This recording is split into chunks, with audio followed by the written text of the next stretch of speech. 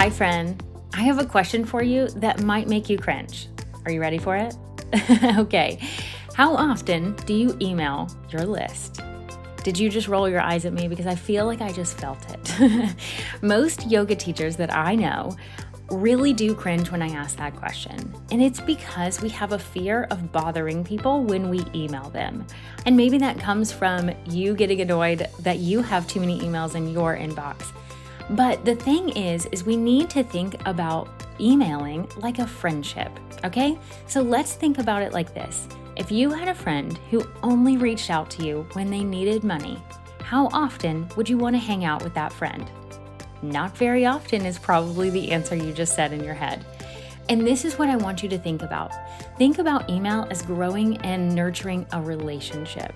So when you nurture your email list, you are actually nurturing that friendship so that when you do want to sell something that is an incredible value to your dream student on your email list, it doesn't feel like you're only asking them for money. You want to talk about your class schedule. You want to give them value week in and week out. And yes, I do want you eventually to start emailing your list on a weekly basis, but you don't have to start there. And in this episode, I'm actually outlining the exact formula that you can follow. So you can start out at a lower pace than not quite weekly emails, but eventually get there. And I'm actually sharing a very specific formula, and it's really in depth because this is a sneak peek behind my brand new course, 5 Weeks to Confident Yoga Marketing. So I shared last week about creating an email freebie. And again, that's a sneak peek inside the course. And this week, I'm sharing what you can do to nurture that email list once you have someone on it. So once you have created that freebie, then you want to nurture that relationship. So this is the next step in taking that step of nurturing that relationship. So if you like this episode, which I hope that you do, then I want you to get on the wait list for the course because it's opening next week. And the course is 5 Weeks to Confident Yoga Marketing. So we're going into much more things than just email, but what I want you to see is how I teach. So again, this is the sneak peek, but if you like it, then I want you to get on the wait list at marketingyogawithconfidence.com/course. But before I share the sneak peek behind the curtain of the course, I want to welcome you to the Marketing Yoga with Confidence podcast. I'm your host, Amanda McKinney, and if we haven't met yet, please know how much I appreciate the fact that you are sharing just a little bit of your day with me. So no matter what you're doing in this moment, I want you to know that I am extremely grateful that you have chosen my podcast to listen to today. Thank you so much for sharing yoga with the world, and I think what you're doing is amazing. That is why I created this job for myself in becoming a marketing and business coach for yoga teachers.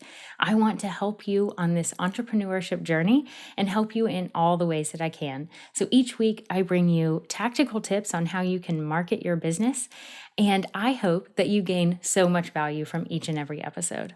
And this episode is brought to you by my brand new course that's opening next week, 5 Weeks to Confident Yoga Marketing. And if you are interested, I want you to get on the wait list. So all you have to do is go to marketingyogawithconfidence.com/course and sign up. And a quick note before we dive into the lesson, the audio sounds a little different because it was recorded as a video, but trust me, the content is still amazing. So listen in and learn about email marketing.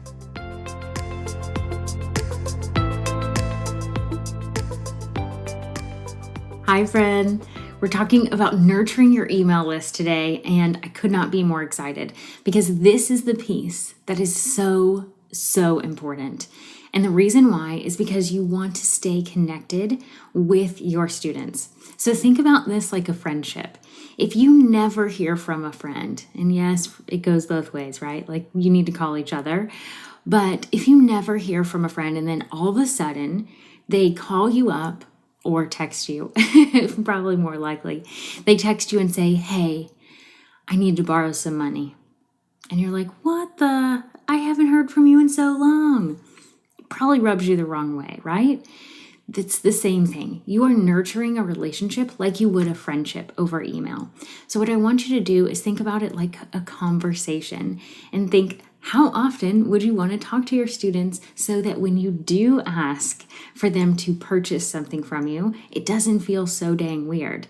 And that's what it's all about. We're nurturing this relationship. We're friends with our students on a certain level.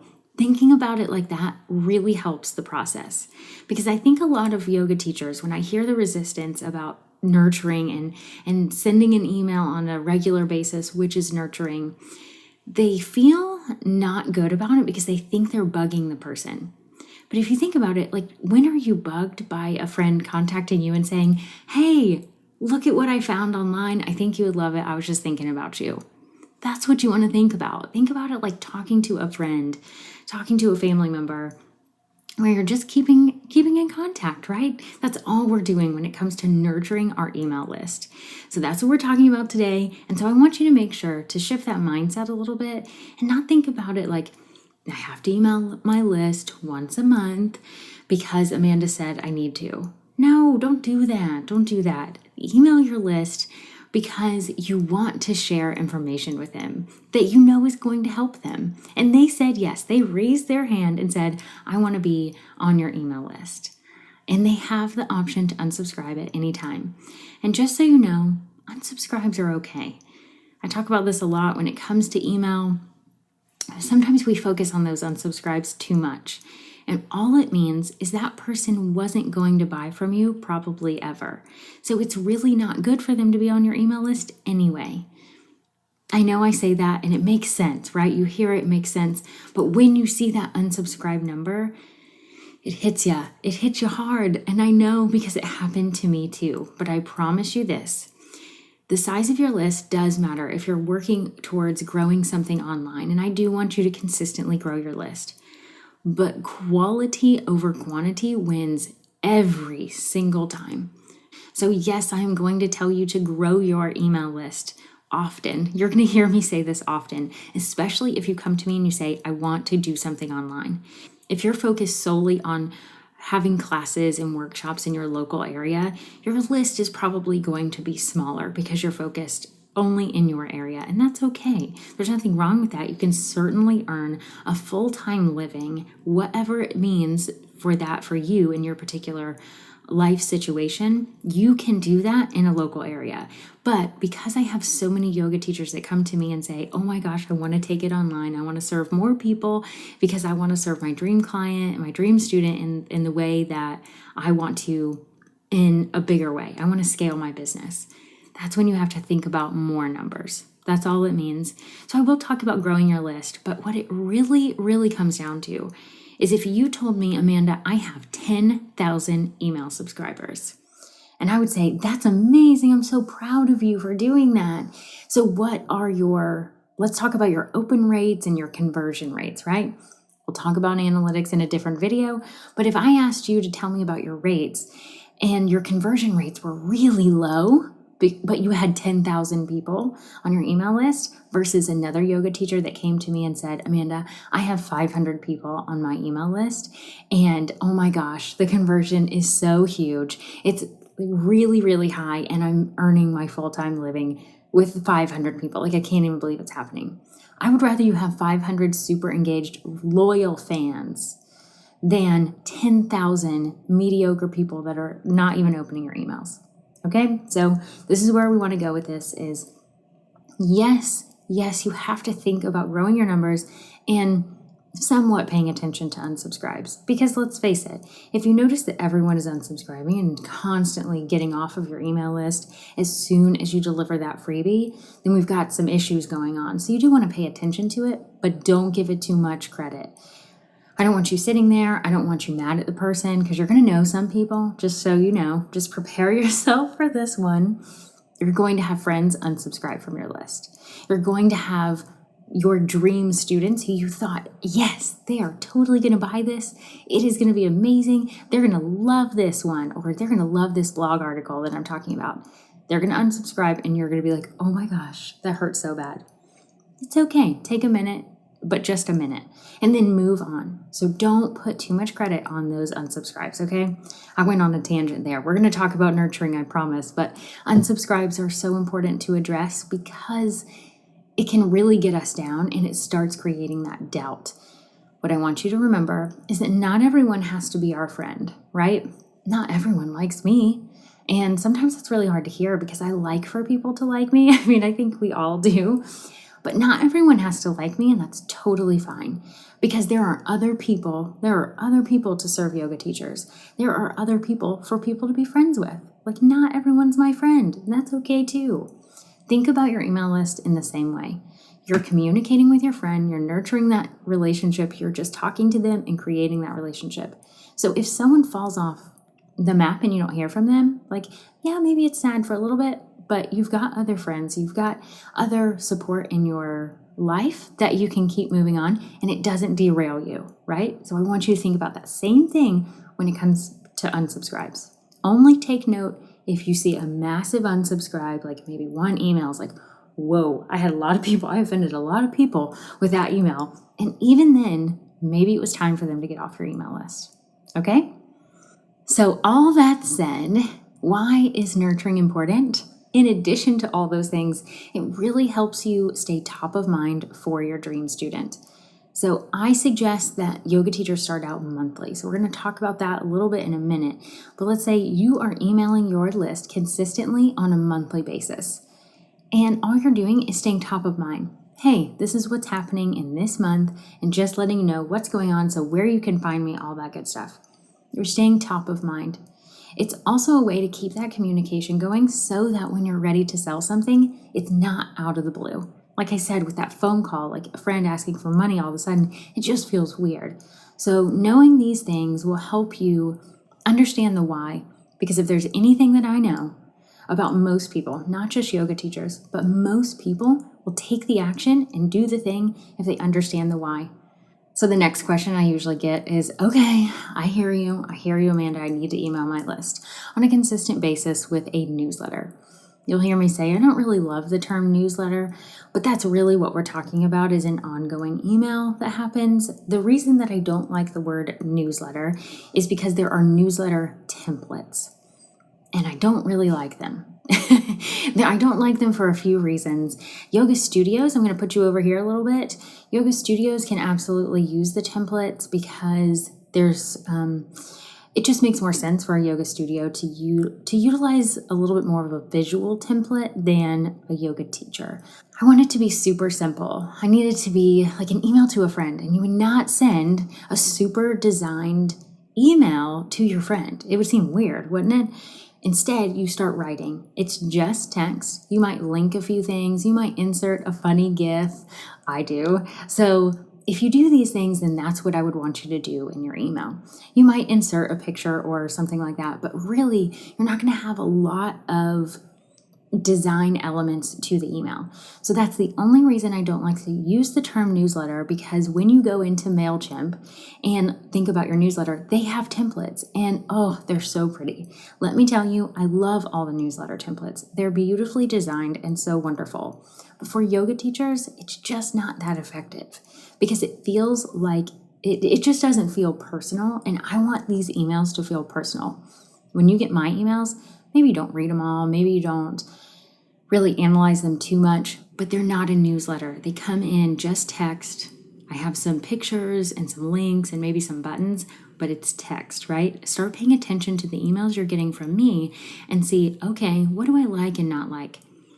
Is that too long? Is this too short? What do you think? And just start paying attention to other people's emails. I'm going to give some examples and show some examples of specific newsletter type emails. And what you'll see is that the product-based companies actually use a lot of visuals. So think about Target and Amazon, any place that has a lot of pictures because it's product-based, then it's a trigger that it's a promotional email because of all of the images. It's usually all images, like the whole thing. It's even the color is in the background is really an image. So with service-based businesses, which is what you are as a yoga teacher, it's way more effective. Like, I could give you research for days on this, way more effective when it's just text. You link in the text and you can put some images in there if you want.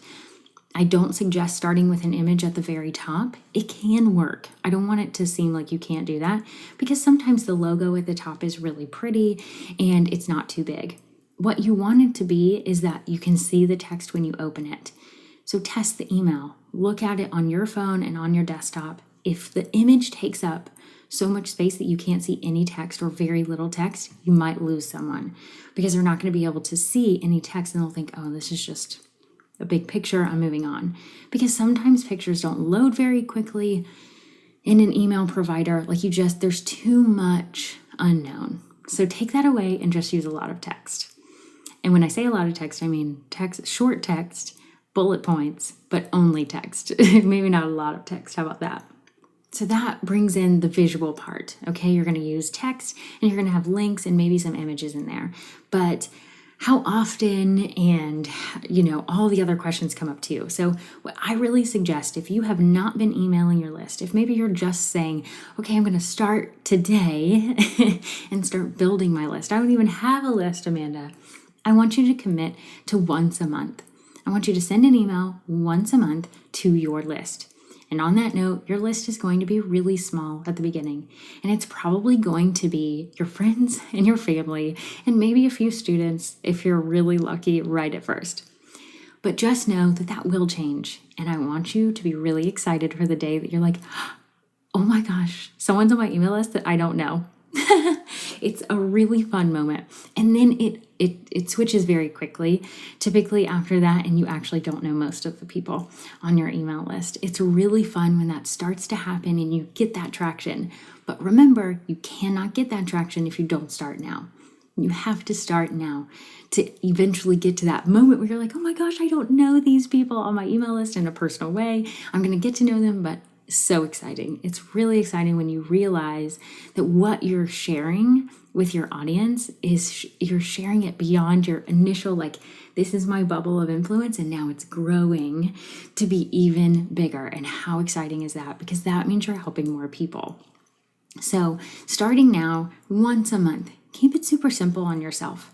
And if there's anything to know is I want you to make sure that you know when the email is going to go out, but more importantly, when you're going to write and schedule that email. Because if you wait for that day, it's not going to work out. It might work for a few months, but it won't in the long run. But I want you to think about it and think, okay, when am I going to send this email? Once a month, one time a month. It's 12 emails a year. You can do this. If you and I got on a call, which just so you know, if you want to book a call, we can come up with 12 emails in 1 hour. I guarantee you we can do it. Absolutely. I've done it so many times, I can guarantee it. Not only have I done it, I've done it with other people, with yoga teachers just like you. So if you want that 1 hour, book a call, we'll get your 12 emails. It's 12 emails a year. You can write them and schedule them out. That's the beauty of email software, is you can go ahead and schedule those out and get them done. So then it comes down to, what the heck do I put in this email? I get that question even more than anything else because everyone can kind of guess on the frequency, but mainly they're like, well, what do I include? So here's the overall thing. I'm giving you a template in this, and then you can decide if it works for you or if it doesn't. But I'm going to ask you to include 3 things in your monthly email. The first thing is something that is really practical for your dream student that they can do at home or read and understand. This is where I want you to create some sort of content. So when I say that, a long content is really blogging, podcasting, or creating some sort of a YouTube video. Those are really the 3 main places that you can have longer content that really, really works. So what I would want you to do in your email is to talk about a little bit about that content. So I'm going to use an example from one of the members who I actually know just created a blog, so it's top of mind for me. And she talked about mobility. She talked about mobility because it comes up in her classes all the time. It comes up with her private clients all the time as well. So she thought, it comes up all the time, I'm going to talk about it. So she wrote a blog article on mobility very specifically.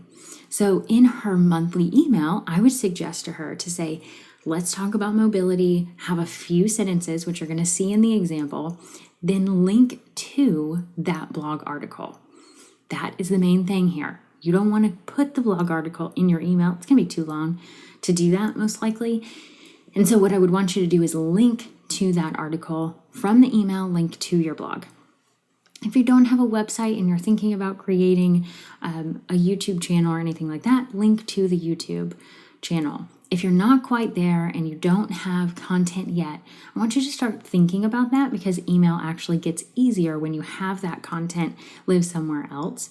But if you don't, feel free to write a little bit more in your email and keep it in the email. You just can't go in depth as much as you could in a blog article or on a YouTube video, or in a podcast, of course, too.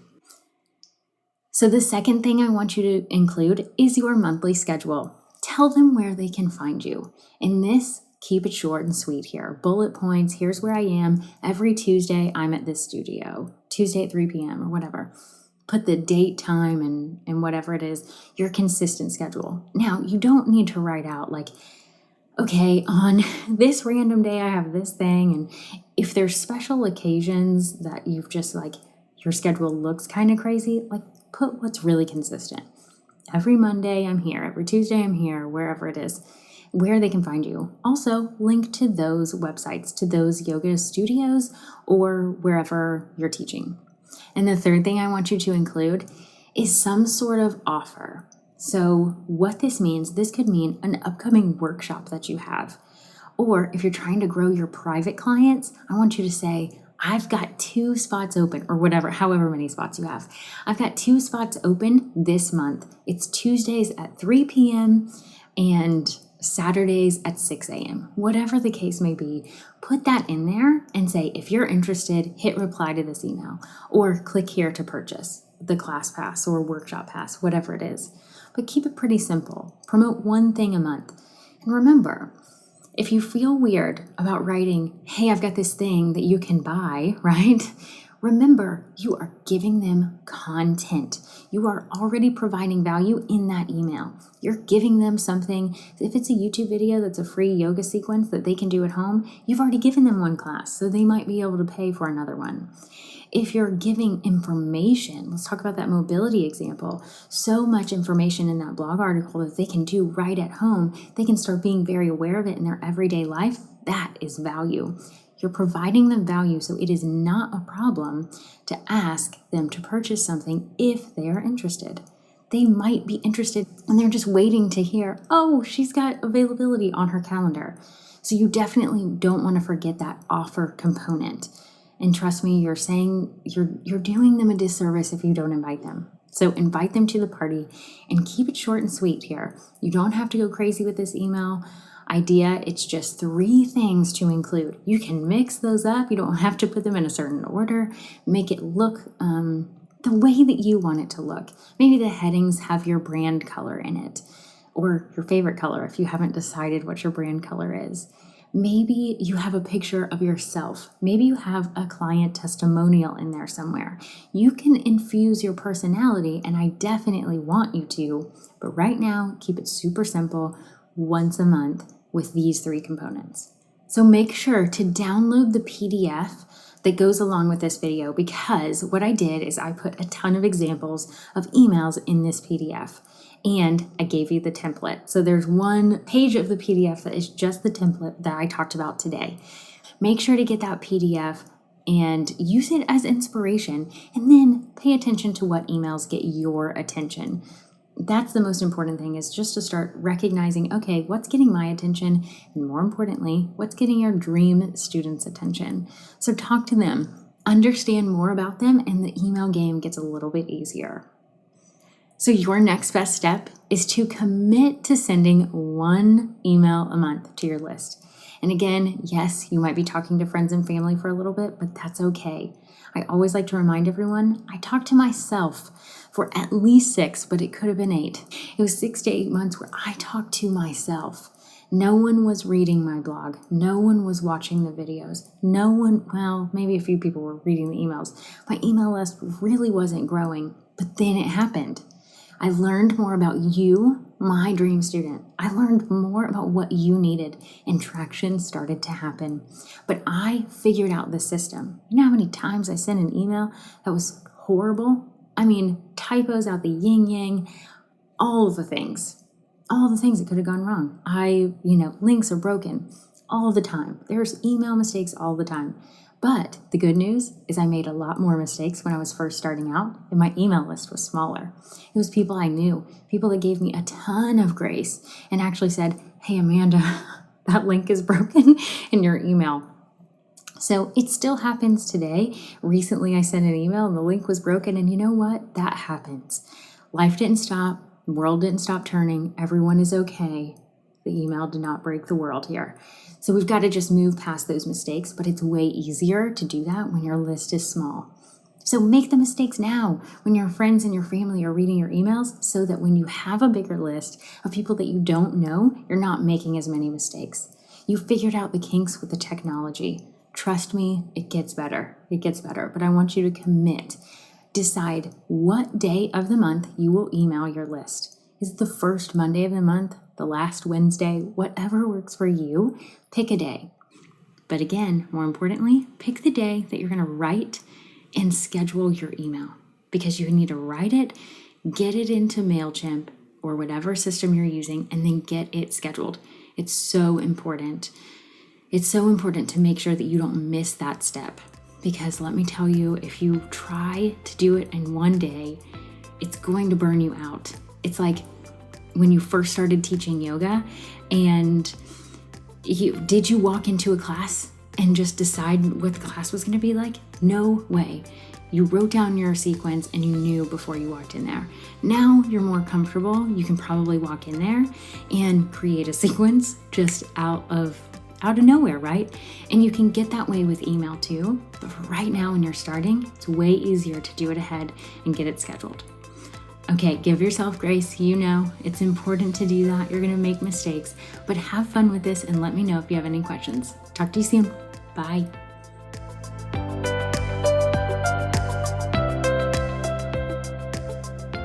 Okay, so I'm super curious now. How do you feel after going through that formula and hearing me teach about how you can nurture your email list in a way that feels really good?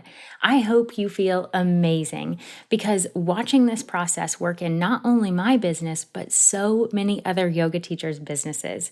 I have seen email lists grow, and more importantly, I have seen confidence from yoga teachers in emailing their list grow.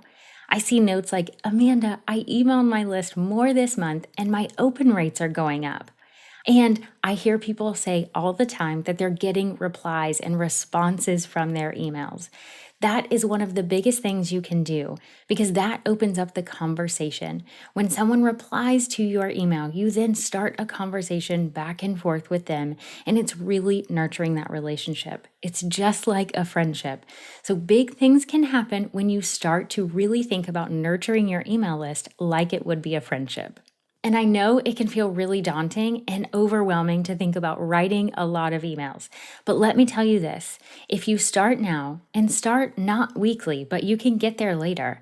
But if you start now, you will get faster. It gets easier. I really do promise. It's just like teaching yoga. When you first started teaching, I bet you weren't super confident. I bet you were nervous before you started teaching that class. It's the same way with emails. It does get better, but you have to get started. So I want you to take that next step. So your next step is to start nurturing that email list that you have. Whether it's 5 people or 500 people or 5,000 people, I don't care. I want you to be emailing your list. And if this lesson really hit home with you and you enjoyed the way that I taught this particular lesson, then I want you to get on the wait list for the course. The doors are opening soon, and I want you to be the first to know about it. So go to marketingyogawithconfidence.com/course to be the first to be notified when the doors are open. But no matter if the course is right for you or not, I don't want you to miss taking that next step of actually nurturing your email list. So take some time today and plan out when you're going to send your next email. And until next time, give yourself permission to email your list and grace along the way. I'll talk to you soon.